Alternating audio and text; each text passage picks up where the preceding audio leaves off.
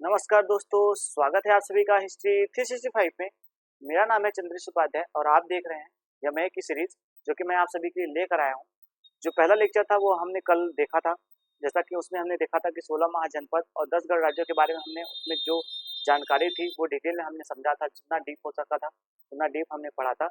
और आज जो हमारा नेक्स्ट क्लास है, जो कि आप ऊपर देख रहे हैं, कि आज हम देखेंगे कि मगध महाजनपद की जो विशेषता थी, ये इतना सफल क्यों रहा, इसके कारण क्या थे, इसके बारे में जो पृष्ठभूमि है वो हम देखेंगे। और उसके बाद हम देखेंगे इस पे जो शासन करने वाले शासक थे वो किस प्रकार से थे, और उनकी जो व्यवस्थाएं थी वो किस प्रकार से थी, जो उनकी वाणिज्य व्यवस्था थी वो किस प्रकार से थी, उनका जो सुरक्षा की दृष्टि से जो उनका व्यवस्था था वो किस प्रकार का था। सारा कुछ आज हम इस वीडियो लेक्चर में डिस्कस करेंगे। तो अगर मेरा वीडियो पसंद आए तो लाइक करें, शेयर करें, कमेंट करें और अपने दोस्तों के साथ जरूर से शेयर कर लें ताकि उनको भी इस क्लास का जो है वो लाभ मिल सके। तो चलिए अपनी क्लास को कंटिन्यू करते हैं और आगे बढ़ते हैं। जैसा कि मैंने आप सभी को बताया कि जो 16 महाजनपद भारत में हुआ करते थे प्राचीन काल में, उनमें से जो सबसे महत्वपूर्ण महाजनपद माना जाता था वह था अब हमारा मगध महाजनपद। जो मगध महाजनपद था, इसकी जो राजधानी थी वो प्राचीन काल में दो थी, जो राजगृह थी और एक राजगृह। राजगृह और गिरिराज जो थी ये इसकी राजधानी थी। और हम देखेंगे कि बाद में जो हर्यक वंश के अंतिम शासक थे, बिंबिसार के पुत्र अजातशत्रु और अजातशत्रु के पुत्र उदयन, जो उदयन ने मगध की राजधानी जो थी वो पाटलिपुत्र में हस्तांतरित कर दिया था।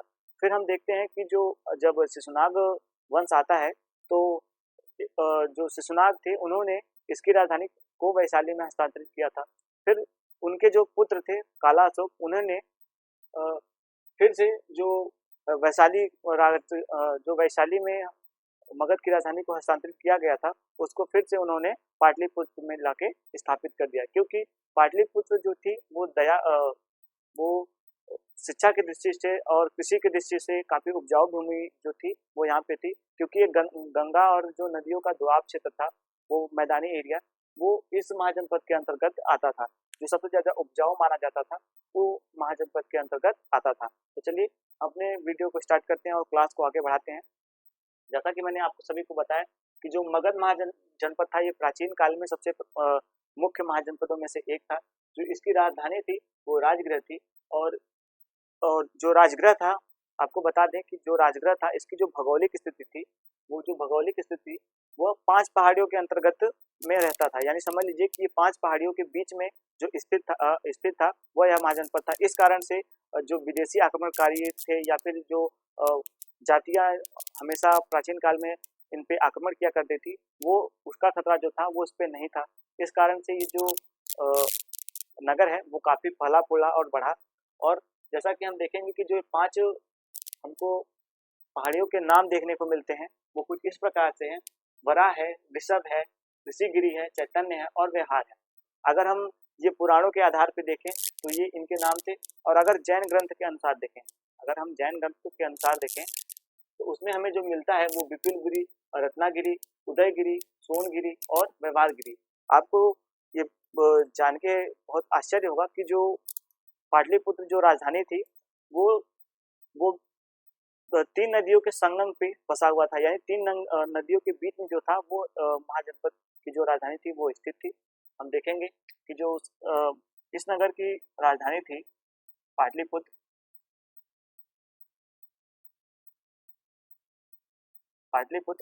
वह 3 नदियों के संगम पे बसा हुआ था।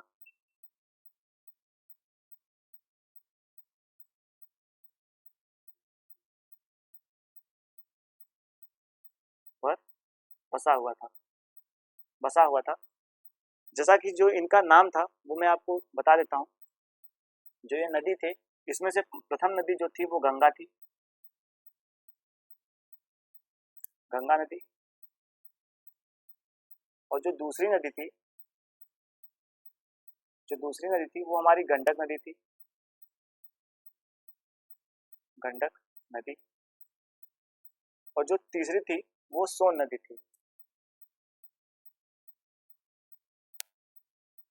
इस प्रकार से हम देखेंगे कि जो प्राचीन काल में मगध महाजनपद था, जो उसकी सबसे पहली राजधानी थी राजगृह, वो जो था वो 5 पहाड़ियों के अंतर्गत में स्थित था। इस कारण से उस पे जो बाहरी आक्रमणकारी थे उनका जो आक्रमण था उसका डर नहीं था। इस कारण से वो प्राचीन काल में यह महाजनपद काफी फूला फला। उसके बाद जब ये इसकी राजधानी जो हस्तांतरित हुई, उसके बाद हम देखते हैं कि जो हस्तांतरित थी वहां पे गया, पाटलिपुत्र में गया। जब पाटलिपुत्र में जाता है तो वहां भी हम देखते हैं कि संगम पे बसा हुआ था। इस कारण से तीन तरफ से जब संगम तरफ से जो नदियां थी वो इसकी रक्षा करती थी। इस कारण से भी यह जो महाजनपद था वो काफी फूला फला। और देखेंगे कि जब नदियों के संगम पे होने के कारण जो यहाँ का कृषि व्यवस्था थी, हम आपको बता दें, जो कृषि व्यवस्था थी,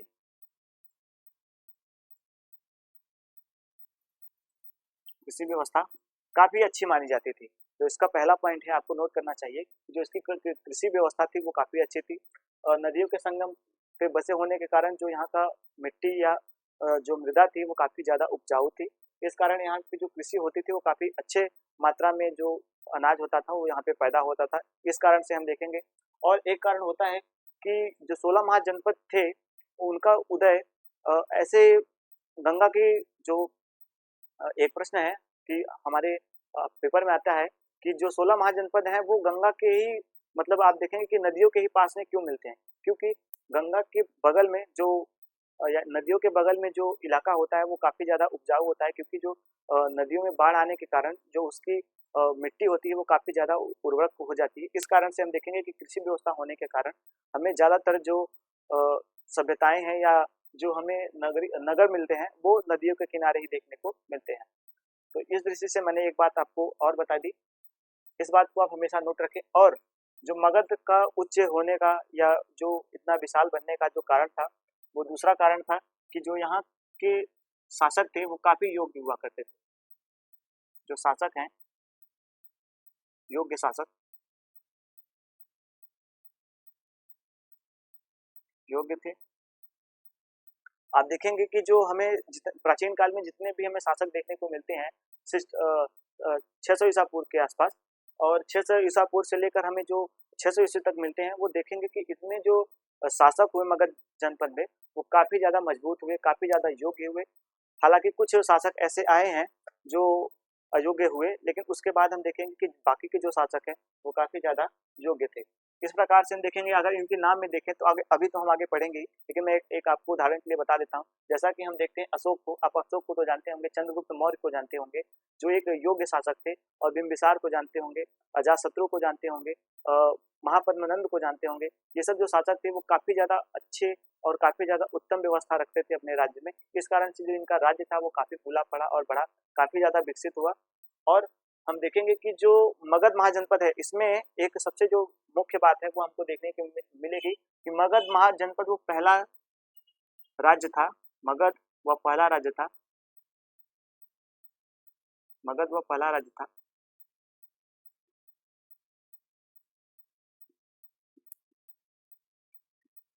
पहला राज्य था जिसने हाथियों का प्रयोग युद्ध में किया है।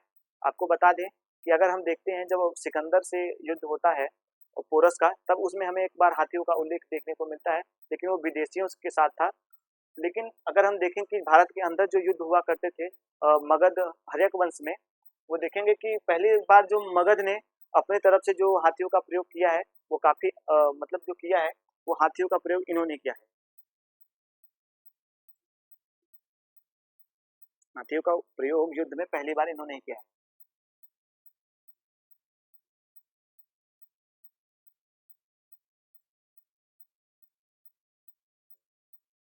इन्होंने ही किया है। तो ये रही जो इनकी इंपॉर्टेंट बातें थी वो ये थी। और एक बात आपको बता दें कि जो मगध की मजबूती, यानी जो मगध के अंदर जो मजबूती हम देखते हैं, जो हम अभी इसको डिस्कस कर रहे हैं, यही बाकी के जो राज्य हुआ करते थे, जो उस काल के बाकी के राज्य इनके समकालीन राज्य थे, उनमें ये कारण था कि जो इनमें आपको जो आपको इसमें जो विशेषताएं देखने को मिल रही है वही सेम विशेषता वो उनकी कमियां हुआ करती थी। यानी जस्ट उल्टा आप देखेंगे कि अगर योग्य शासक यहाँ पे आपको देखने को मिलेंगे तो वहाँ पे आपको योग्य शासक देखने को नहीं मिलेंगे। हालांकि कृषि व्यवस्था देखेंगे तो काफी मतलब बाकी के जो राज्य थे उनमें भी काफी कुछ ऐसे राज्य हैं जहाँ की कृषि व्यवस्था काफी उच्च स्तर की थी, लेकिन हम देखेंगे कि जो वहाँ का शासक था वो काफी अयोग्य थे। इस कारण से जो वह राज्य था वो काफी फूला फला नहीं और यह महाजनपद जो था, इसमें योग्य शासकों का जो हमको क्रम देखने को मिलता है वो इस प्रकार से हम देखेंगे कि महाजनपद में जो है वो काफी ज्यादा विकसित या विकास की सीमा पे देखने को मिलता है। तब ये रहा हमारा एक छोटा सा पॉइंट जो हमने इसको देखा। उसके बाद हम देखेंगे कि जो मगध के राजवंश हैं, मगध के ऊपर शासन करने वाले जो हमको पहले राजवंश मिलते हैं पुराणों के आधार पे, तो पहले पुराणों के आधार पे देख लेते हैं कि कौन से राजवंश वो हैं। अगर हम पुराणों के आधार पे देखें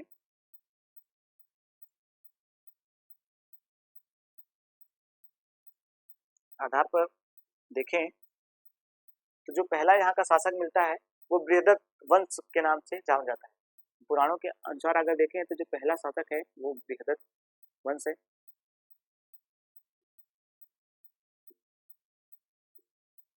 जो इसके संस्थापक थे वो बृहदत्त थे।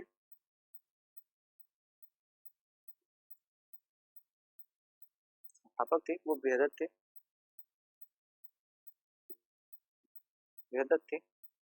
और जो इनका पुत्र था, जो हमको प्रमाण मिलते हैं, जो इनका पुत्र था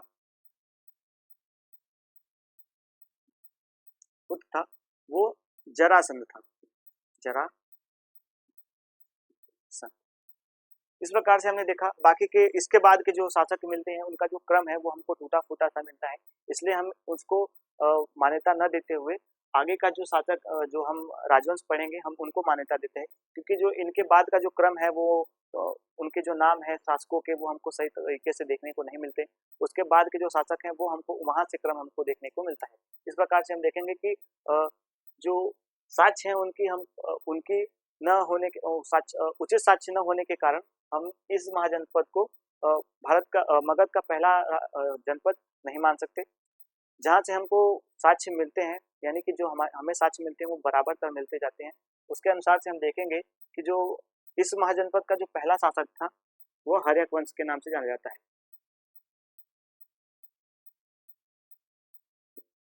हर्यक वंश। हर्यक वंश का जो वास्तविक संस्थापक था उसे बिम्बिसार को माना जाता है। हालांकि वो ऐसा कहा जाता है कि बिम्बिसार ने इस वंश का वास्तविक जो मूल रूप से संस्थापक थे वो बिम्बिसार नहीं थे, क्योंकि भगवत पुराण में देखें महावंश के अनुसार हम देखेंगे, सॉरी महावंश के अनुसार देखेंगे, महावंश के अनुसार देखेंगे कि जो इनका जो राज्याभिषेक हुआ था, जो इनके पिता के द्वारा किया गया था, वो 15 वर्ष की आयु में किया गया था। आपसे क्वेश्चन पूछा जा सकता है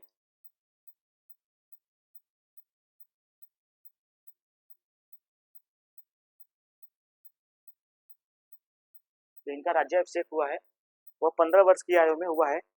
ये हमें महावंश में देखने को मिलता है। जैन ग्रंथ एक है महावंश, उसमें हमें देखने को मिलता है कि जैन ग्रंथ के अनुसार हम देखेंगे तो उसमें हमें यह इनके बारे में यह प्रमाण मिलते हैं।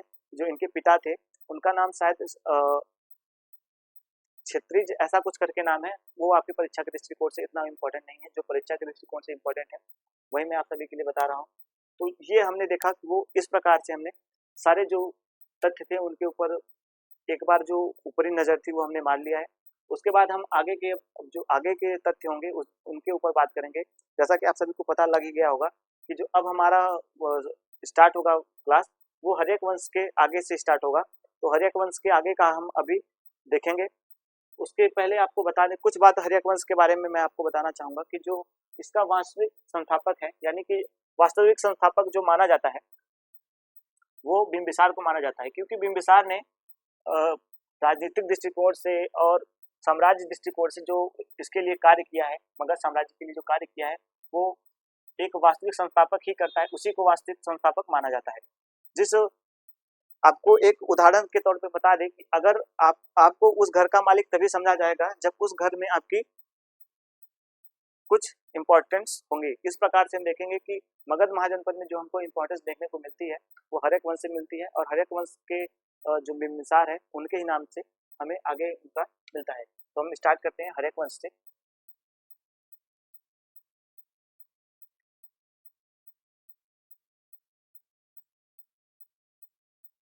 जो इनका समय है वह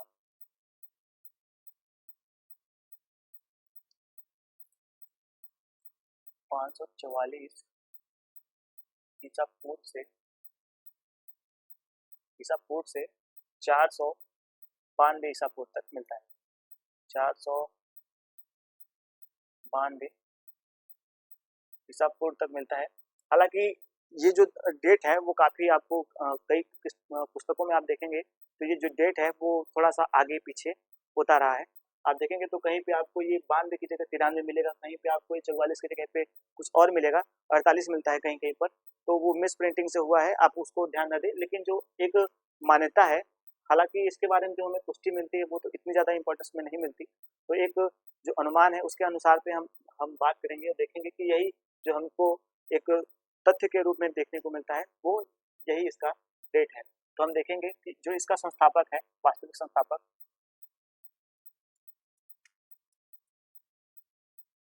जो इसका वास्तविक संस्थापक है वह हम बिम्बिसार को मानते हैं।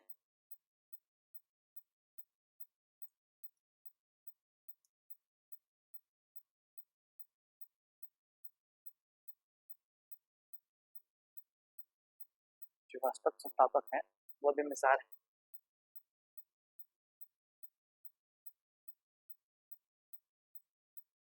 बिम्बिसार है। जो इनका जो टाइम पीरियड है, जो इन्होंने अपने शासन में जितना इन्होंने इस जनपद में, इस राज्य पे शासन किया है वह है 544 ईसा पूर्व से लेकर, सॉरी यहाँ पे गलती हो गया है, आपको बता दें कि सॉरी यहाँ पे गलती हो गया, ये 444 ईसा पूर्व होगा।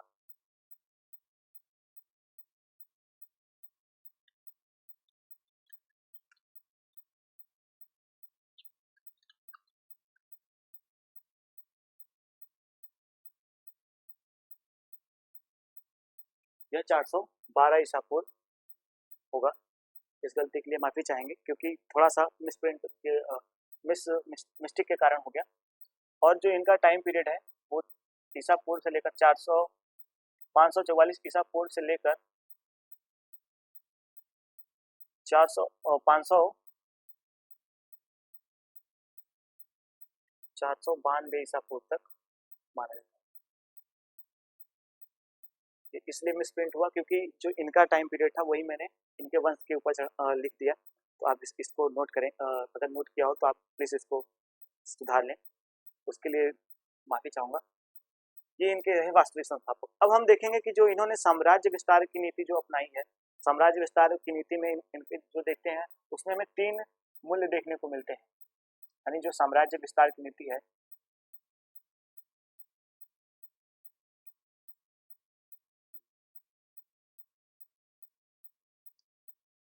जिस कारण इन्हें इस वंश का वास्तविक संस्थापक माना जाता है, वह इनकी जो नीति थी वो कूटनीति और राजनीति और वैवाहिक नीति जो है वो हम देखेंगे। तो इनकी जो ये सारी नीतियां जो थी, इनका सिर्फ और सिर्फ जो मोटिव था वो अपने साम्राज्य को विस्तार करने के लिए था। और इन्होंने अपनी कूटनीति और महत्वाकांक्षी होने के कारण अपने साम्राज्य के आसपास के करीब इनके जो उल्लेख मिलते हैं, जो पुरानी जो हम इनके उल्लेख पाते हैं उनमें देखेंगे कि हमें 3 शादियां ऐसी हैं, वैवाहिक संबंध इनके ऐसे हैं जो हमें देखने को मिलते हैं, जिसके अनुसार हम जानते हैं। और कई पुराणों में तो इनको ऐसे भी कहा गया है कि जो इनकी इनकी 500 रानियां से ज्यादा इनकी जो रानियां थी, इन्होंने अपने वैवाहिक संबंध स्थापित किए थे। हालांकि ये जो हमको बात देखने को मिलती है वो पौराणिक मान्यता के आधार पर है, इसलिए इसको ज्यादा मान्यता नहीं प्राप्त है। हालांकि हम इसके सिर्फ और सिर्फ जो है इनके जो है वो 3 शादियां जो इनकी उल्लेखनीय है उसको हम देखेंगे, उसी के ऊपर हम चर्चा करेंगे। तो जो इनकी पहली शादी है वो कौशल नरेश, यानी अब कौशल राज्य की तरफ से है, कौशल राज्य से है, कौशल राज्य से है। वैवाहिक संबंध की बात कर रहे हैं, यहाँ पे मैं लिख देता हूँ वैवाहिक संबंध।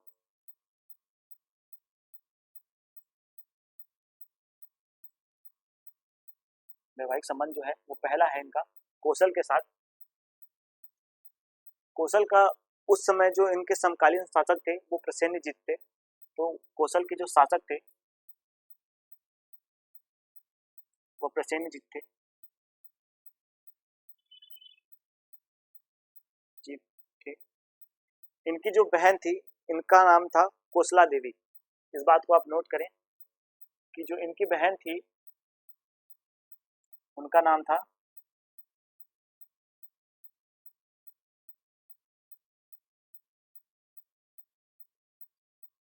जिसकी शादी कोसला देवी की शादी बिंबिसार से होती है। इस कारण हम देखेंगे कि जो इनका पहला नीति है, एक विद्वान है डॉक्टर डॉक्टर राय चौधरी, डॉक्टर राय चौधरी हैं।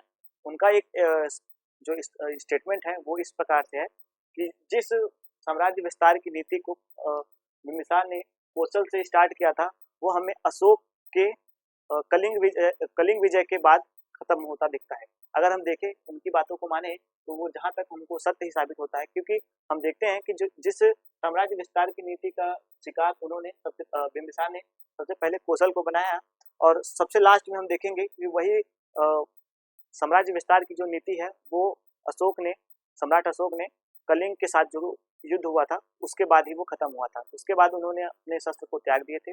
उसके बाद हमें कोई भी ऐसी पहल देखने को नहीं मिलती कि जो साम्राज्य के विस्तार के रूप में हो। हालांकि उन्होंने अपने धर्म के माध्यम से ही साम्राज्य का विस्तार करना चाहा, विदेशों में भी धर्म का प्रचार करवाया, जो कि आप जानते होंगे कि बौद्ध धर्म का उन्होंने काफी प्रचार करवाया था। तो इस हिसाब से अगर देखेंगे तो उन्होंने अपने आसपास के काफी जो राज्य थे उनकी भी काफी सहायता की थी, चाहे चिकित्सक के माध्यम से हो, चाहे पशु अस्पताल के माध्यम से, चाहे अस्पताल को खुलवाया था, हॉस्पिटल बनवाए थे, जो जल शाला होती है उसको बनवाया था पानी पीने के लिए, रास्तों में वृक्ष लगवाया था, कुएं खुदवाए थे। काफी ऐसी चीज थे जो उन्होंने अपने धर्म नीति के अंतर्गत किए थे। हम अगर जब सम्राट अशोक को पढ़ेंगे तब इसके बारे में जो होगी वो विशेष जानकारी जो होगी मैं आपको दूंगा। हालांकि हम बात कर रहे थे एक सेगमेंट था, मैंने बताया कि डॉक्टर राय चौधरी नामक एक विद्वान है, उन्होंने ये सेगमेंट दिया है कि जो कौशल बिंबिसार की जो साम्राज्य विस्तार की नीति है वो कौशल से स्टार्ट होकर और अशोक ने इसी नीति का प्रतिपादन करते हुए जो कलिंग से युद्ध है उस वहां पे जाके ये खत्म हुआ था। तो ये मैंने आपको बताया कि जो कौशल के शासक थे वो प्रसेनजीत थे, जो कि बिंबिसार के समकालीन थे। आपको एक बात और बता दें कि बौद्ध जो महात्मा बुद्ध है उनके दो शासक समकालीन माने जाते हैं, एक बिंबिसार और दूसरे प्रसेनजीत। हाँ, हालांकि जो चंड प्रत्योत थे यानी अवंती के जो शासक थे चंड प्रत्योत, उनको भी माना जाता है कि वो समकालीन थे। ऐसा हमको देखने को मिलता है कि जो उनके समकालीन, अगर आपको ऐसा कोई क्वेश्चन पूछा जाए कि आपके महात्मा बुद्ध के कौन से समकालीन शासक थे, तो आप इस बात को ध्यान रखें कि प्रसेनजीत अगर आपके ऑप्शन में हो तो आप प्रसेनजीत पे जाइएगा, और अगर बिंबिसार हो, सबसे पहले अगर बिंबिसार हो तो बिंबिसार पे जाइएगा, उसके बाद प्रसेनजीत पे जाइएगा। अगर ये भी ना हो तो अगर चंड प्रत्योत हो अवंती के शासक तो वहां पे आप जा सकते हैं, उनके साथ आप जा सकते हैं, उनको टिक कर सकते हैं। तो मैंने जैसा कि आपको बताया कि कौशला देवी से उनकी शादी होती है। उसके बाद प्रसेनजीत ने काशी नामक एक ग्राम था जो कि 1 लाख स्वर्ण मुद्रा पर मंथ वो दिया करता था, मतलब उससे वसूली होती थी और वो इनको दे दिया गया था, यानी काशी नामक ग्राम, काशी नामक ग्राम जो था वो प्रसेनजीत ने अपनी बहन को दहेज स्वरूप दिया था। यहाँ पे मैं लिख देता हूँ दहेज स्वरूप, दहेज स्वरूप दिया था, जिससे मासिक 1 लाख रुपए स्वर्ण मुद्रा, यहाँ पे लिख देता हूँ 1 लाख स्वर्ण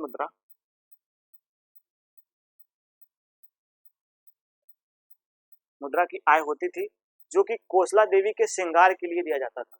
आपको बता दें कि जो कौशला देवी को श्रृंगार के लिए 1 लाख स्वर्ण मुद्रा कौशला देवी के लिए के श्रृंगार के लिए दिया जाता था,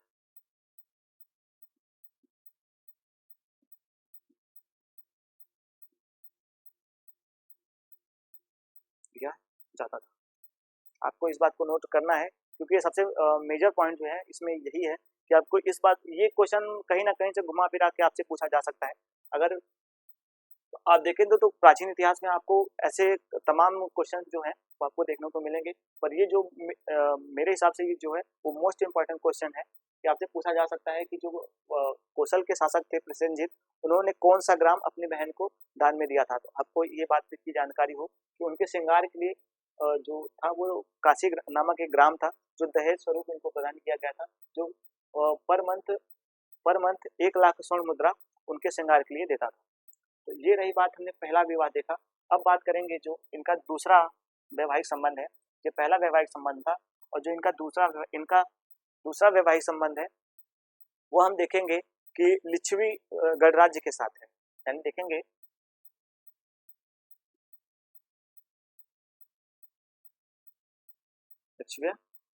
लिच्छवी के साथ इनकी जो है वो हमको जो पहली विवाह है वो जो पहला है वो कोसल के साथ देखने को मिलता है और जो दूसरा वैवाहिक संबंध है वो हमें लिच्छवी गणराज्य के साथ देखने को मिलता है। तो जो यहाँ के शासक थे, जो लिच्छवी गणराज्य के उस समय शासक थे उनका नाम चेटक था। हालांकि आप जो ये नाम है वो प्राचीन काल में ऐसे हुआ करते थे, तो आप तो इसको ज्यादा वो ना करें। और जो इनकी बहन थी, यानी जो चेटक की बहन थी, या सॉरी चेटक की जो पुत्री थी, सॉरी माफ कीजिएगा, जो चेटक की पुत्री थी, यहाँ पे मैं लिख देता हूँ, पुत्री थी, उनका जो नाम था वो छलना, छ ल ना या चिल्लना, चे ल ना। आप देखेंगे कि इनका जो नाम है वो चेटक है और जो इनकी जो पुत्री है उनका नाम हमें कहीं पुराणों में अगर देखेंगे तो छलना मिलता है और कहीं जगहों पे हमको चिलना। हालांकि चिलना जो है वो ज्यादा इंपॉर्टेंट माना जाता है। तो आपको इस बात को नोट रखना है कि जो इनकी दूसरी शादी हुई है वो अ, वो लिच्छवी के साथ हुई है। और जो इनकी तीसरा जो वैवाहिक संबंध है, ये तीसरा वैवाहिक संबंध है वो हम देखेंगे कि एक मध्य देश की कुमारी है। देखेंगे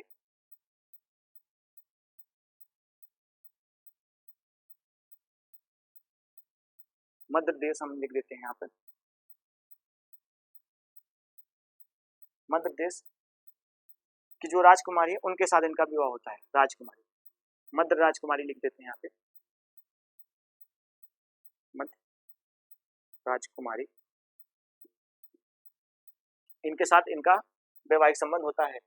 ऐसा ऐसा हमें एक जगह पे उल्लेख मिलता है कि जो मध्य राजकुमारी थी, जब अजातशत्रु ने अपने पिता को यानी कि बिंबिसार को जब कैद में बंद कर दिया था, यानी कि इनको कारावास में डाल दिया था, तो जो उनके लिए पीने का पानी और खाना का जो व्यवस्था था वो यही किया करती थी। इसलिए इस दृष्टि से ये ज्यादा इंपॉर्टेंट हो जाती हैं। एक मेजर पॉइंट है, इसको भी आप अगर नोट करें तो नोट कर लें कि जो मध्य कुमारी थी उनके उनको ही बिंबिसार, जो मध्य कुमारी थी वो बिंबिसार के लिए खाना और पानी का व्यवस्था किया करती थी। तो ये रहे इनके जो हमको तीनों वैवाहिक संबंध थे, ये हमने देख लिया। अब इनके जो बिंबिसार के बारे में कुछ जो इम्पोर्टेंट बात है वो हम जान लेते हैं कि जो बिंबिसार थे इनको जो उपाधि मिली थी, जो इनको उपाधि मिली थी, यहाँ पे मैं लिख देता हूँ, सॉरी यहाँ पे लिख देता हूँ, बिंबिसार को जो उपाधि मिली थी यहाँ पे लिख देता हूँ, उपाधि जो मिली थी वो कोणिक की मिली थी। यानी एक मतलब आप देखेंगे कि जो श्रेणिक होते हैं, कहीं कहीं पे कुड़िक मिलता है, कहीं कहीं पे श्रेणिक मिलता है। तो हम देखेंगे कि जो उनको उपाधि मिली थी वो श्रेणिक की थी, श्रेणिक, श्रेणिक को उनको उपाधि देखने को हमको मिलता है। तो हम बात करेंगे इस अनुसार हम देखेंगे कि जो उपाधि उनकी है वो कुणिक की है। और उसके बाद हम देखेंगे कि जो इनका शासन काल था वो हमने पहले आपको डिस्कस करके बता दिया। अब हम देखेंगे इनकी जो धर्म जो जो धर्म इनका था, इसके ऊपर भी काफी डिबेट होता है कि इनका जो धर्म था वो बौद्ध धर्म था या जैन धर्म था। तो हम आपको बता दें कि जो बिंबिसार थे,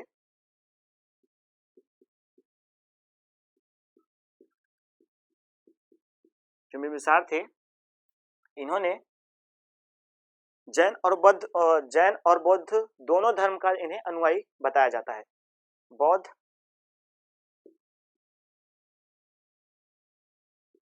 बौद्ध और जैन दोनों धर्म का अनुयायी बताया जाता है। अनुयायी का मतलब होता है कि मानने वाला, अनुयायी बताया जाता है।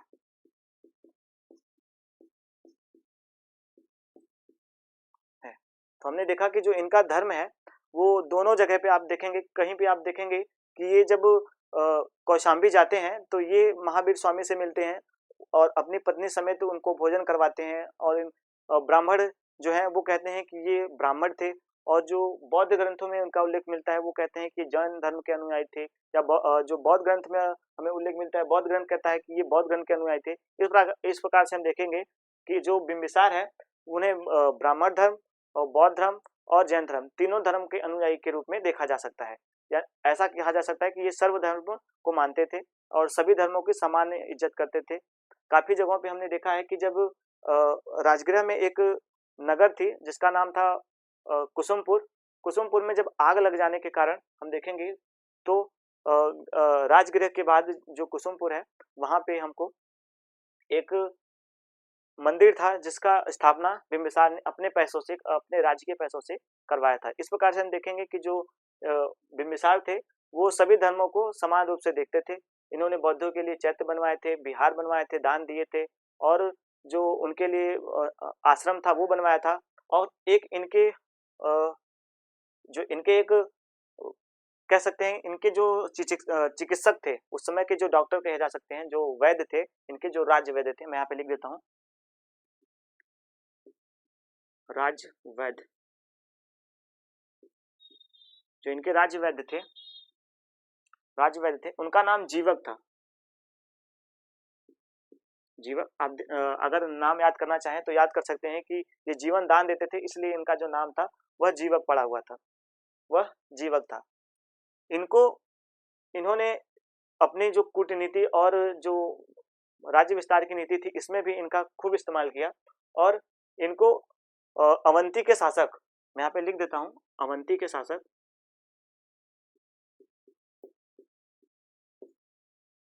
अवंती के शासक जो कि मैंने आपको बताया कि चंड प्रद्योत थे। आपको इस बात को नोट रखना है कि चंड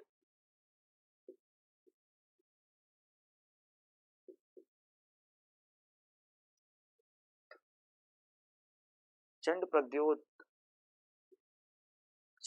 थे। इनको एक बीमारी हुई थी जिसका नाम था पीलिया, उसे फिलिप भी कहा जाता है, कोष्टक में मैं लिख दे रहा हूँ, फिलिप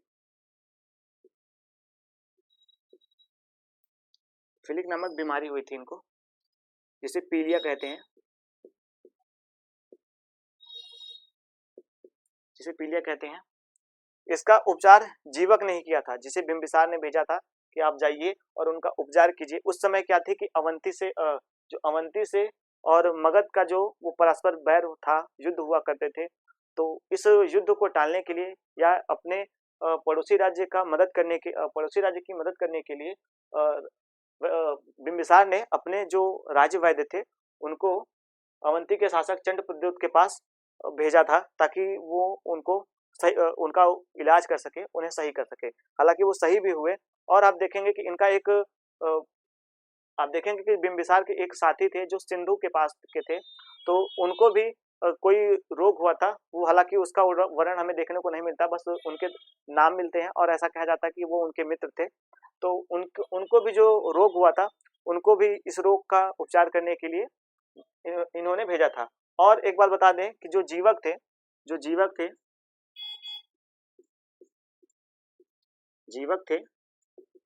इनको बिंबिसार ने बौद्ध धर्म के जो भिक्षु थे उनको उनका उपचार करने के लिए रखा था, नियुक्त कर दिया था, या ये कह सकते हैं कि उनको इनका उपचार करने के लिए इनको नियुक्त कर रखा था। बौद्ध भिक्षुओं का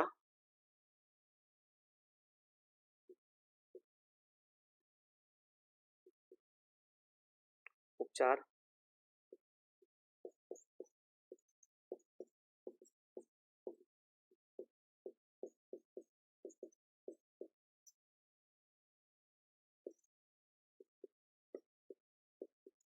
नियुक्त किया था। तो हमने देखा कि ये जो थे उनका जो धर्म था, वो हमने देखा कि इनका जो धर्म था वो काफी ज्यादा, मतलब कि ये सभी धर्मों को मानते थे, और इन्होंने अपने जो पड़ोसी राज्य थे उनसे आप चाहें तो वैवाहिक संबंध समझ लीजिए, या जो मित्रता का संबंध समझ लीजिए। इन्होंने जिस प्रकार से हो सका अपने साम्राज्य का विस्तार करने के लिए इन सभी कूटनीति का कह सकते हैं कि सहारा लिया और वैवाहिक संबंधों का सहारा लिया। अपने मित्र अपने पड़ोसी राज्य को मित्र बनाने के लिए अपने राजवैद्य का सहारा लिया। इस प्रकार से हम देखते हैं कि अपनी कूटनीति और ज्ञान के माध्यम से इन्होंने अपने छोटे से साम्राज्य को, आप देखेंगे कि अगर जो छोटा सा साम्राज्य था उसको इन्होंने 4 राज्यों से मित्रता करके उनको अपने राज्य में मिला लिया। पहला राज्य जो है कौशल को आप जानते हैं कि इन्होंने जब अपना विवाह जब उनकी जो राजकुमारी थी उनसे करते हैं तो उसके बाद उस राज्य पर अपना प्रभुत्व स्थापित करते हैं। हालांकि जब प्रसेनजीत जब तक जिंदा रहता है तब तक ये ना होता है। उसके बाद अजातशत्रु ने इसको पूर्ण रूप से अपने राज्य में सम्मिलित किया था। उसके बाद हम देखेंगे कि जो काशीग्राम था वो लेते हैं, यानी कि काशीग्राम 1 लाख स्वर्ण, प्राचीन काल में 1 लाख स्वर्ण मुद्रा देने वाला अगर प्राचीन ग्राम होगा तो समझ लीजिए वो कितना ज्यादा विकसित रहा होगा। तो वो राज्य था इनके पास। उसके बाद देखेंगे कि जो लिच्छवी गढ़ राज्य थे ये काफी ज्यादा ताकतवर माने जाते थे। अगर आप देखेंगे कि गढ़ राज्यों में सबसे ज्यादा कोई ताकतवर है और तो वो लिच्छवी थे, क्योंकि लिच्छवी का जो संघ था वो 8 संघ थे इनके, और उनमें जो 3 थे उसमें से एक लिच्छवी और एक वज्जी और एक विदेह, ये जो तीनों संघ थे ये काफी ज्यादा मजबूत हुआ करते थे। तो सबसे मजबूत जो राज्य था उसकी राजकुमारी से इन्होंने विवाह किया, तो एक संबंध यहाँ से स्थापित होता है, एक राज्य का विस्तार यहाँ से होता है। उसके बाद हम देखते हैं कि जो उनका एक दुश्मन राज्य था, या आप कह सकते हैं कि अवंती जो राज्य था उस समय उनसे परस्पर युद्ध होते रहते थे। तो अवंती राज्य से उनका जो युद्ध होता है चंद्रप्रद्युम्न के साथ, तो उन्होंने अपने राज्य वैद्य को उनका उपचार करने के लिए, जो उनको फिलिप नामक बीमारी यानी पीडिया नामक बीमारी जो उनको हुआ था, तो अपने राज्य वैद्य जीवक को उनका उपचार करने के लिए भेजते हैं। तो हमने देखा कि जो बिंबिसार थे उन्होंने काफी जो अपने राज्य को बढ़ाने के लिए जो कार्य किया है वो काफी ज्यादा हद तक अच्छा कार्य किया है। और हम देखेंगे अब इसके बाद हम देखेंगे कि जो इनका जो पुत्र था अजातशत्रु, जैसा कि आप सभी को पता है कि इस वंश को, हर्यक वंश को पृत्रहंता के नाम से, पृत्रहंता वंश के नाम से भी जानते हैं। सॉरी, मैंने आपको पहले नहीं बताया।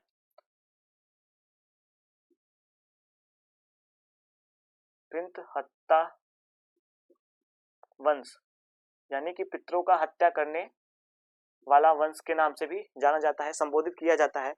और इसे आप देखेंगे कि बौद्ध काल में, अगर बौद्ध ग्रंथों में आप देखेंगे तो यही नामों का उल्लेख आपको देखने को मिलता है। हर्यक वंश का जो वंश का हमें उल्लेख मिलता है वो पुराणों में मिलता है। तो मैंने आपको बताया नहीं, उसके लिए माफी चाहूंगा। और इसके बाद देखेंगे कि पृत्रहत्ता के वंश, जो इनका एक साथी कह सकते हैं कि जो अजातशत्रु का एक साथी हुआ था जिसका नाम था, अजातशत्रु का जो साथी था उसका नाम हमें देखने को जो मिलता है,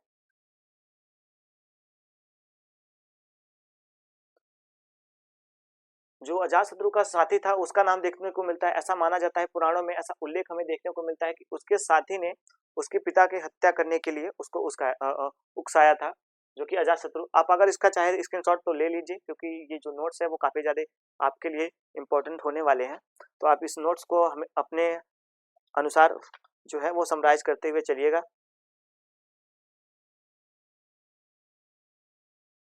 तो चलिए, आपने इसका स्क्रीनशॉट ले लिया होगा।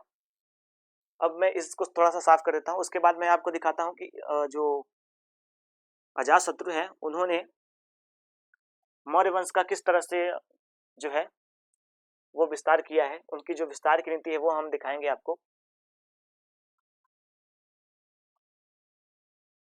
वो हम आपको दिखाएंगे।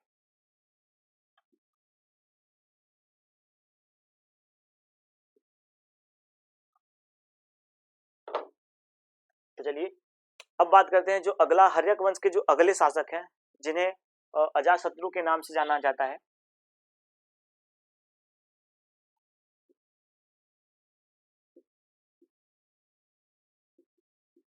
अजातशत्रु के नाम से जाना जाता है। जो इनकी उपाधि हमको देखने को मिलती है वो कुड़िक की मिलती है। उपाधि वह कुड़िक की देखने को मिलती है, यानी कुड़िक। और एक लिच्छवी जो रानी जो लिच्छवी कुमारी थी, उनके गर्भ से उत्पन्न हुआ था, इसलिए इसे लिच्छवी लिच्छवी लिच्छवी पुत्र ऐसा कुछ करके एक वर्णन हमें देखने को मिलता है कि जो कुणिक है, इनके अलावा एक इनका जो नाम है वो वैदेही पुत्र या लिच्छवी पुत्र, ऐसे कुछ नाम इनका देखने को हमको मिलता है। तो वो इस प्रकार से जो इनका समय है, टाइम पीरियड है, वो 492 ईसा पूर्व से 492 ईसा पूर्व से हमें 460 ईसा पूर्व के आसपास देखने को मिलता है। मैं आसपास इसलिए बोल रहा हूँ क्योंकि इतिहास में कोई भी जो तिथियां हैं वो सही नहीं है, एकदम प्योर सही नहीं है, क्योंकि ये प्रमाणों के आधार पे हम इसको मानते हैं। इसलिए मैं हर एक जो तिथि आपको बताता हूँ वो लगभग करके बताता हूँ, ताकि आपको इस बात का अंदाजा हो सकता है कि आगे जो हमारे उत्खनन हो रहे हैं, जो शोध हो रहे हैं, उनके अनुसार से ये जो तारीख है वो चेंज भी हो सकते हैं, जो ये वर्ष है वो चेंज भी हो सकते हैं, उसके अनुसार ही हम देखेंगे। तो हम देखते हैं कि जो अजातशत्रु है, इन्होंने इनके जो साम्राज्य विस्तार की जो नीति हमें देखने को मिलती है वह यह है कि इन्होंने अपने पिता का पहले तो आपको बता दें कि इन्होंने अपने पिता का हत्या किया था। अपने पिता बिंबिसार की हत्या की थी।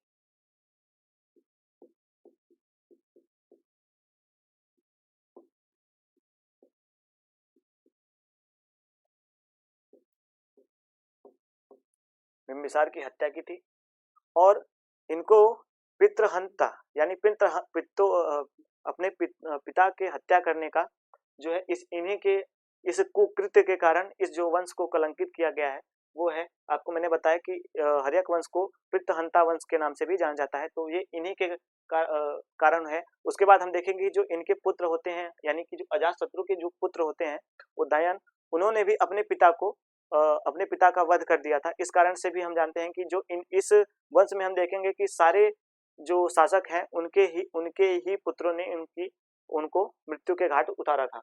तो हम देखेंगे कि जो इन्होंने अपने पिता की हत्या की थी।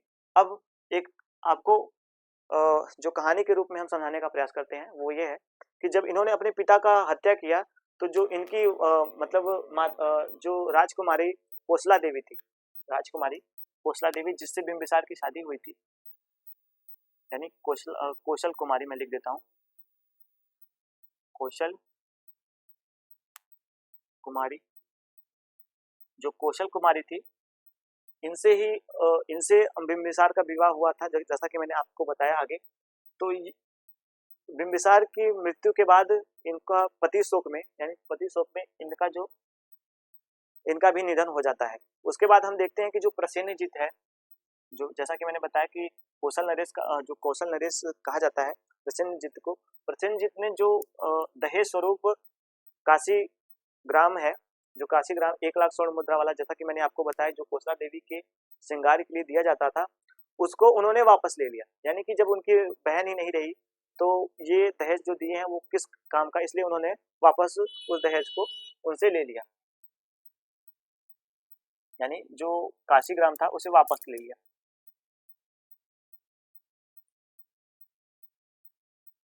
काशी ग्राम था उसे वापस ले लिया क्योंकि जो इनका शोक, जो इनकी जो कह सकते हैं जो इनकी बहन थी उसका निधन पति शोक में हुआ था। इस कारण जो प्रसेनजित थे वो अपने कह सकते हैं कि भांजे, यानी कि जो अजातशत्रु थे उनके भांजे, उनसे ही उनका युद्ध छिड़ जाता है और वो ये जो 1 लाख स्वर्ण मुद्रा वाला काशी ग्राम था वो ले लेते हैं और इसी बात पे इन दोनों के बीच में युद्ध हो जाता है। यानी कौशल से मगध का युद्ध इस बात के लिए हो जाता है कि जो इन्होंने काशीग्राम को उनसे वापस ले लिया था। ठीक है, तो ऐसा युद्ध का हमें साक्ष्य मिलता है। हालांकि जो पहले हमें युद्ध देखने को मिलते हैं उस प्रकार से मिलते हैं कि पहले अजातशत्रु जीतता हुआ दिखता है, उसके बाद हम देखते हैं कि कौशल नरेश जीतते हुए दिखते हैं, फिर हम देखते हैं कि अजातशत्रु देखते हैं। इसलिए कोई निर्णायक जो कह सकते हैं कि परिणाम न होने के कारण इन दोनों में संधि हो जाती है और संधि किस आधार पे होती है कि प्रसेनजित की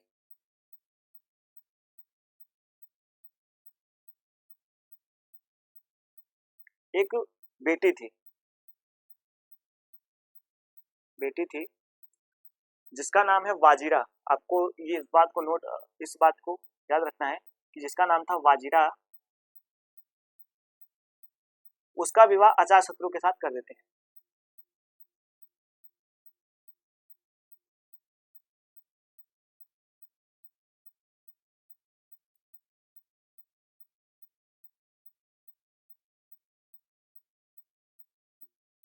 कर देते हैं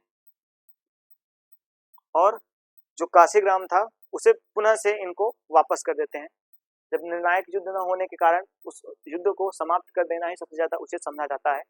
तो उस अनुसार देखेंगे कि जो कौशल के राजकुमारी थी उनका विवाह बिंबिसार से हुआ था। तो बिंबिसार की मृत्यु के बाद जो कौशल के राजा थे उन्होंने काशी ग्राम को वापस ले लिया था। उसके बाद देखते हैं कि जो अजातशत्रु था, इन्होंने अब कौशल के राज्य से युद्ध किया। युद्ध करने के बाद निर्णायक परिणाम न होने के कारण कौशल के जो राजा थे उन्होंने अपनी पुत्री यानी कि जो उनकी बेटी थी, उनका नाम था वाजिरा, उनका विवाह अजातशत्रु से करवा दिया।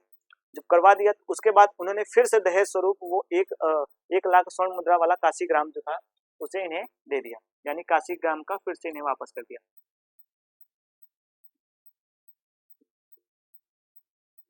ग्राम वापस फिर मिल गया इन्हें।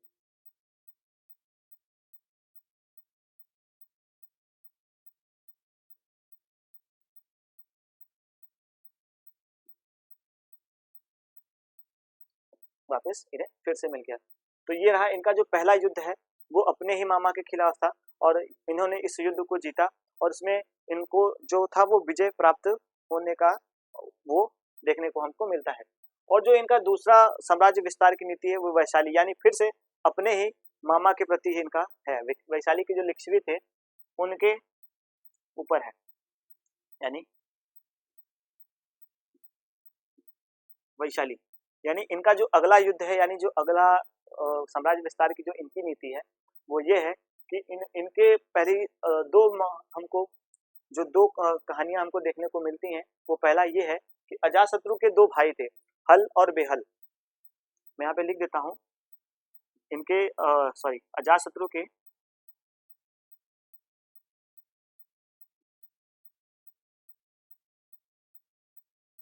2 भाई थे। जब इन्होंने अपने पिता की हत्या कर दी तो जो इनके भाई थे वो अपने मामा के घर, यानी छोटे थे, तो अपने मामा के घर वापस भाग गए।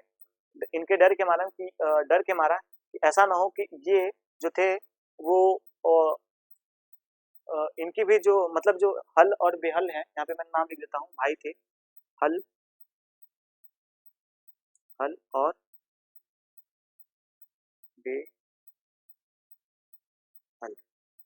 हल और बेहल जो हमको नाम देखने को मिलता है ये इनके भाई थे और ये इनके अजातशत्रु के डर के कारण ये अपने मामा के घर वापस चले जाते हैं, यानी कि अपने मामा के घर चले जाते हैं।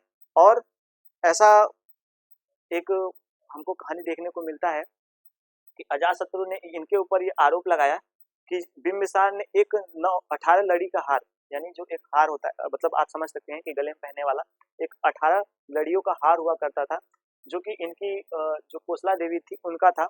और वो ये दोनों लेकर भाग गए हैं और इनके मामा से ये फरमान उनको भिजवाते हैं या संदेश भिजवाते हैं कि जल्दी से हल और बेहल को वापस कर दीजिए और जो वो लड़ियों की हार ले गए हैं उनको भी आप वापस कर दीजिए। तो जो इन वैशाली के, यानी जो आपको तो पहला पता ही होगा, जो वैशाली के लोग हुआ करते थे वो काफी ज्यादा आत्मसम्मानी और बहादुर और पराक्रमी हुआ करते थे। तो उन्होंने इस संदेश को इनकार कर दिया। तो एक कारण ये है कि जो इस युद्ध का निर्माण होता है, जैसा कि मैंने अभी आपको कहानी बताया कि एक कारण ये है कि इस युद्ध का जो निर्माण होता है एक वो है।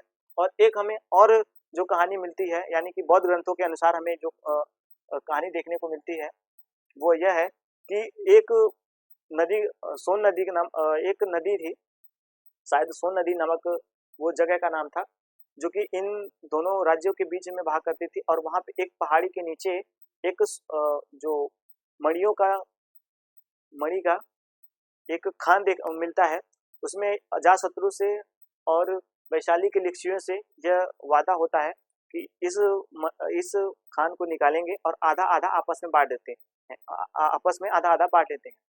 तो अजातशत्रु ने अपने मतलब कि उस आधे भाग को जब उनसे मांगा तो उन्होंने उसको देने से इनकार कर दिया, यह कह करके कि ये तो हमारे राज्य में हुआ है, हम आपको काहे दें। इसलिए इस कारण भी इस युद्ध का जो है वो हमको देखने को मिलता है। तो हमने आपके दोनों को दो कारण मैंने बताए कि जो ये वैशाली से जो युद्ध होता है इसके दो कारण है। युद्ध के दो कारण हैं जो कि मैंने आपको बताया। पहला कि उनके भाई जो थे हल बेहल को उनको वापस कर दें। ऐसा उन्हें लगता था कि मैंने अपने पिता की हत्या की है, इस कारण हो सकता है कि जो हमारे राज्य के लोग हैं वो विद्रोह ना कर दें कि हल और बेहल को राजा या शासक बनाए। तो वो इस प्रकार से था। आपको बता दें कि अजातशत्रु अपने पिता के शासन काल में ही एक बनारस ग्राम का सॉरी बनारस जो काशी हम देखते हैं, काशी का गवर्नर हुआ करता था, वो यहाँ का एक गवर्नर था। तो ये भी मैंने आपको एक जानकारी जो थी वो आपको दे दी।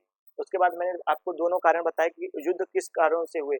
तो एक जो अजातशत्रु का एक सेगमेंट है कि वो गुस्से में आकर कहता है कि मैं इन वज्जियों को समूल नष्ट कर दूंगा, चाहे वो कितने भी शक्तिशाली क्यों ना हो, मैं इनका समूल नाश कर दूंगा। ये भी उल्लेख हमें देखने को मिलता है। उसके बाद अजातशत्रु काफी बार प्रयास करता है इन वज्जियों को हराने का, वैशाली के वज्जियों को हराने सॉरी वैशाली के लोगों को हराने का। और उसके बाद ये इसी कारण मतलब इन्हीं के कारण जाता है महात्मा बुद्ध से भी मिलता है। आपको एक उल्लेख देखने को मिलेगा कि गौतम बुद्ध से भी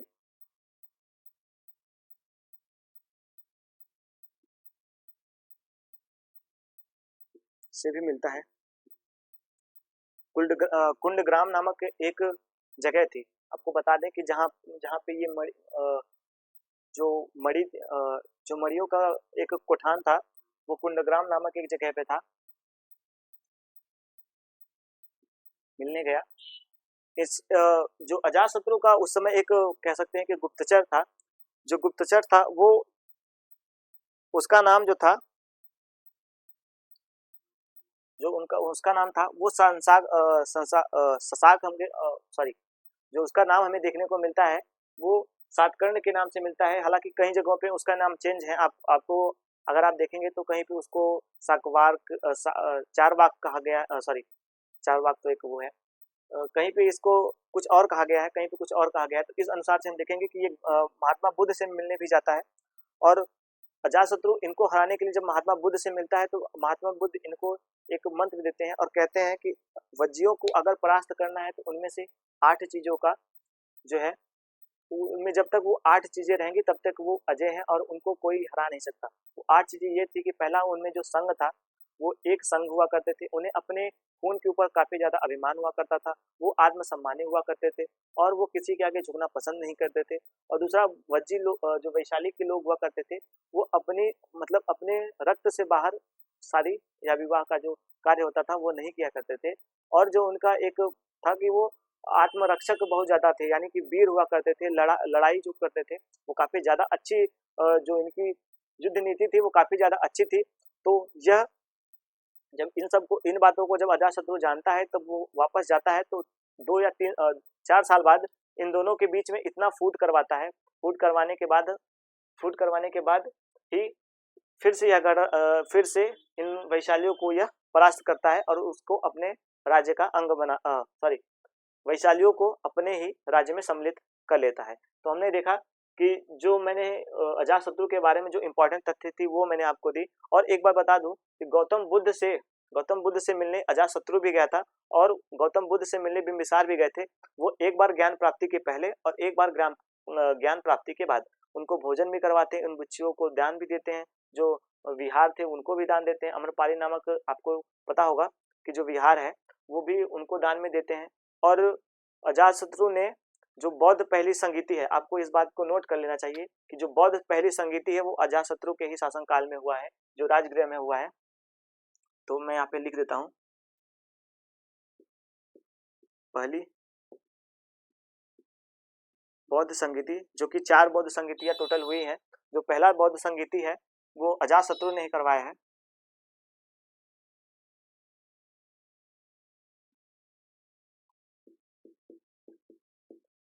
अजातशत्रु ने करवाया है।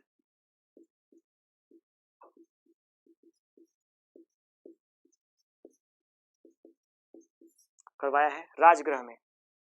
इस बात को आपको नोट करना है कि जो जगह है वो राजगृह है। तो हमारे परीक्षा के दृष्टिकोण से जितना मतलब इम्पोर्टेंट था वो मैंने आपको बताया अजातशत्रु के बारे में। हालांकि जब बौद्ध धर्म पढ़ेंगे तो जो इसका नेतृत्व किसने किया था, इसके अध्यक्ष कौन थे, ऐसे तमाम चीजें जो होंगी, कौन सा सन था, ये सारी जो बातें होंगी हम उसके अंतर्गत मैंने आपको एक बेसिक समझ के लिए ये बात बताई है। जब बौद्ध धर्म आपको पढ़ाऊंगा तो उसमें इन सारी बातों का समावेश करूंगा और इन बातों का ध्यान रखूंगा कि आपको एक भी ऐसी तथ्य ना हो जो आपसे छूटे। इसलिए मैं सारे जो तथ्य होंगे वो आपके लिए मैं लेकर आता रहूंगा। और जो अजातशत्रु के बारे में एक बात और हम देखते हैं कि अजातशत्रु ने जो अपने भाई थे उनको तो वापस मतलब ऐसा मतलब पुराणों में हमें उल्लेख देखने को मिलता है, उनको लाते हैं कि नहीं ये नहीं पता, लेकिन ये वज्जियों को परास्त करता है और वज्जियों के ऊपर जो है वो अपना पूरा नियंत्रण कर लेता है। उसके बाद जो इसका पुत्र, आपको बता दें कि अजातशत्रु का जो पुत्र था उदयन नामक था, जो अजातशत्रु का पुत्र था वो उदयन था और उसी ने जो वह हर्यक वंश का अंतिम शासक माना जा सकता है। ठीक है, तो ये रहा हमारा अजातशत्रु के बारे में जो महत्वपूर्ण बातें थी वो मैंने आपको बताई। ऐसा हो सकता है कि कुछ तथ्य हों जो हमें अजातशत्रु के बारे में और बिंबिसार के बारे में मुझसे छूटी हो, या मैंने बताने में हो सकता है कि आगे पीछे कर दिया हो या भूल गया हो। इस हिसाब से मैंने जो अपने हिसाब से अपने अनुसार जो इम्पोर्टेंट समझे वो काफ़ी जो चीज़ें थी वो मैंने आपको बताए। तो ये रहा अजातशत्रु के बारे में। अब हम अगला जो पॉइंट है यानी जो नेक्स्ट हर्यक वंश का शासक देखेंगे या अंतिम हर्यक वंश का शासक देखेंगे, वह कुछ इस प्रकार से होगा। तो हम अब उदयन के बारे में पढ़ेंगे। तो पहले मैं थोड़ा सा साफ कर लेता हूँ, आप इसका एक नोट्स बना लें ताकि आपको जो एक महत्वपूर्ण तथ्य हो वो आपको मिलता रहे।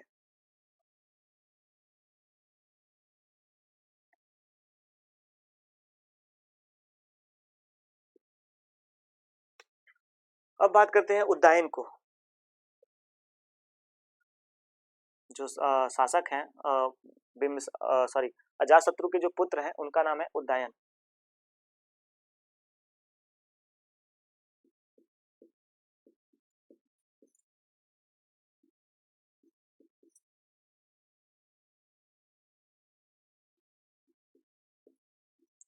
पुराणों में इनके ऊपर काफी ज्यादा मतलब आप देखेंगे तो जो बहस का सिलसिला है वो काफी ज्यादा उदयन के ऊपर हमें देखने को मिलता है। उस अनुसार हम देखेंगे कि जो अजातशत्रु का पुत्र उदयन था, इनका जो समयकालीन था, जो इनका समय है वो हमको मिलता है कि 460 ईसा पूर्व से मैं यहाँ पे लिख देता हूँ, एक उदयन का बना देता हूँ। उदयन जो बिंबिसार अजातशत्रु के जो पुत्र थे उनका नाम था उदयन, और इनका जो समय पीरियड है वो 460 ईसा पूर्व से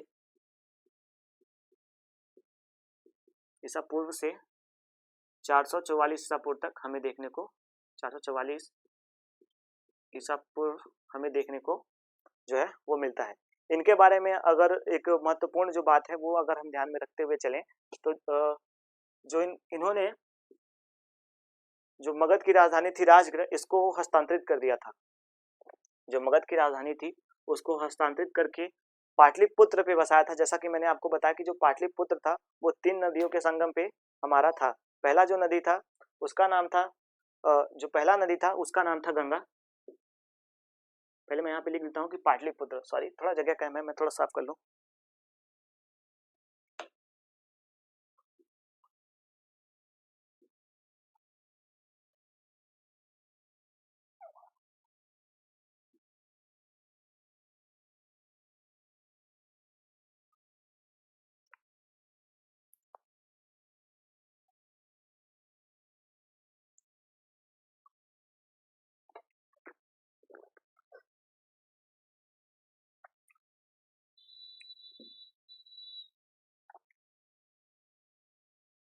चलिए स्टार्ट करते हैं। जो अगला पॉइंट हमारा था वो उदयन था, मैं यहाँ ऊपर लिख देता हूँ। उदयन या उदयभद्र, ऐसा मतलब पुराणों में जो इनका वर्णन मिलता है वो उदयभद्र के नाम से भी मिलता है, उदयन या उदयभद्र। और इनका जो टाइम पीरियड है वो 460 ईसा पूर्व से लेकर पूर्व से लेकर 444 यानी कि जो शासक हैं हर्यक वंश से, ये अंतिम शासक हैं। ईसा पूर्व तक हमें देखने को मिलता है। अब बात कर लेते हैं जो इन्होंने मगध की जो राजधानी थी राजगृह, इसको चेंज करके पाटलिपुत्र पे रखा था, पाटलिपुत्र को हस्तांतरित किया था, यानी जो इन्होंने मगध की राजधानी बनाई थी।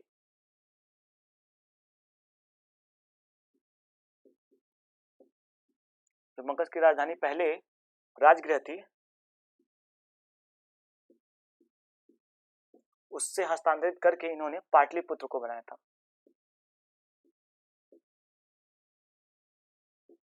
अगर आधुनिक देखें तो ये जो आज का हमारा बिहार में पटना जिला है, यानी सॉरी जो पटना है, वहीं पे आज प्राचीन काल में पाटलिपुत्र का स्थापना हुआ था। जो पाटलिपुत्र थी यह 3 नदियों के संगम पे बसी हुई थी। मैं आपको बता दूं कि 3 नदियों के संगम पे बसा हुआ था।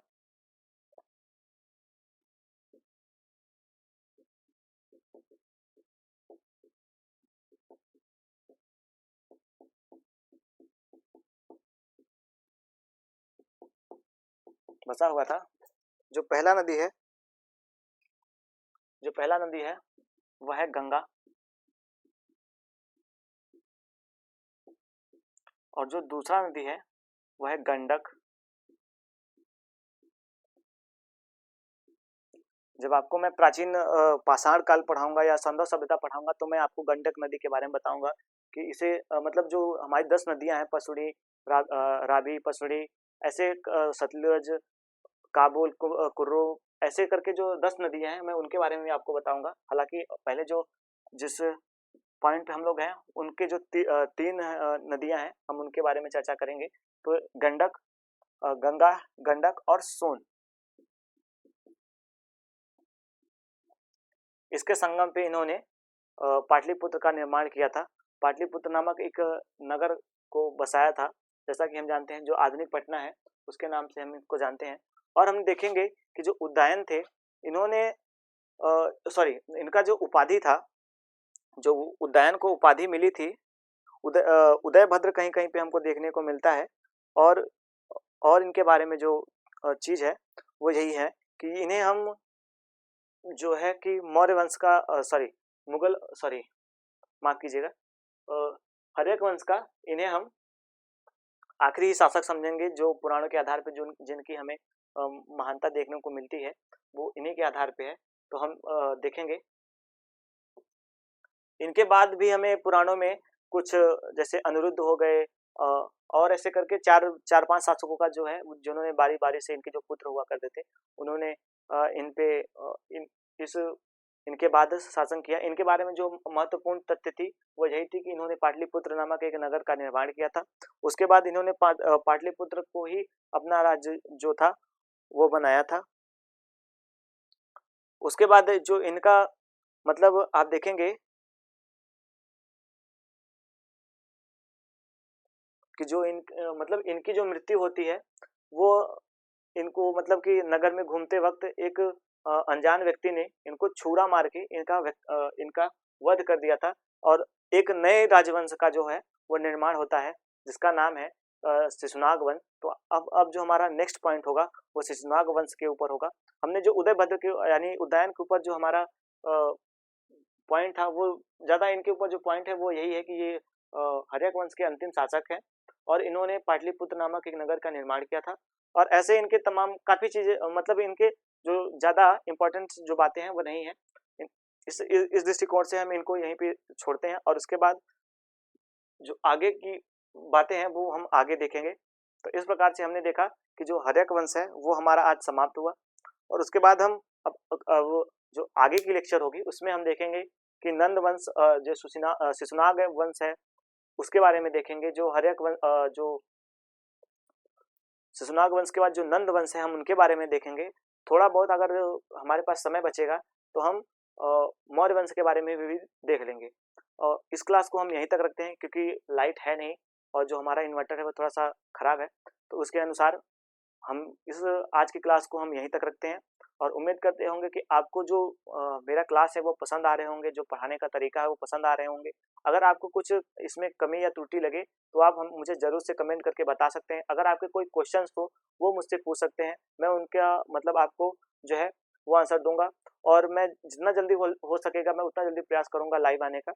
तो ठीक है, जैसा कि मैंने आप सभी को बताया, अगर मेरा जो क्लास है आपको पसंद आए तो लाइक करें, शेयर करें, कमेंट करें और अपने दोस्तों के साथ ज़रूर से शेयर कर लें, और हिस्ट्री 365 को ऐसे ही देखते रहें, अपना प्यार और आशीर्वाद देते रहें। चलते हैं, जय हिंद।